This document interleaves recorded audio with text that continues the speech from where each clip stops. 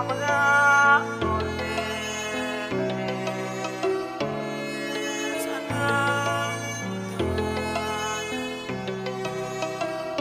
Dan uwa ne na ce kuce duniya na labari ce, idan mu rike hakuri wata rana komai zai wuce.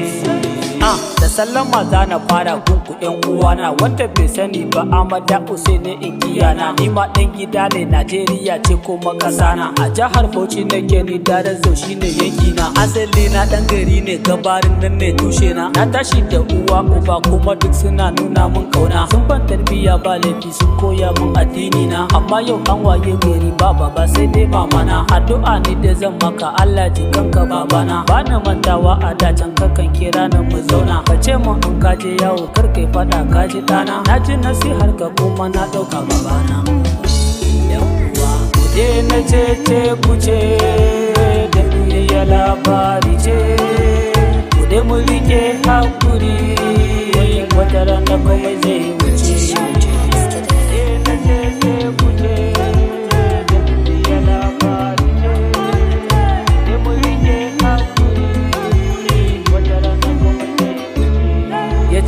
Zamto mutum mai kwazo ne mahalakar ka zauna. Ina tuna magana nan nakan ji daɗi a raina, shi yasa bana gajiya gurin neman halakina. Allah na roƙa ya bani ya rufa min asiri na. Ni dai na san ban da komai, wannan shine zahiri na, amma duk da haka na san wasu suna jin haushi na. Hakuri nake baku ni kane yayin abokaina, dalilin baku hakuri na san kun gane nufina. Ni dai na san dan adam ne dole da laifi a kaina, nakan yi wani na gane wani dole sai kun nuna. Kowa na bata masa laye hakuri dole na san wata ran sai labari na. Kullum na fin zaɓi katil akwai mutuwa gabana.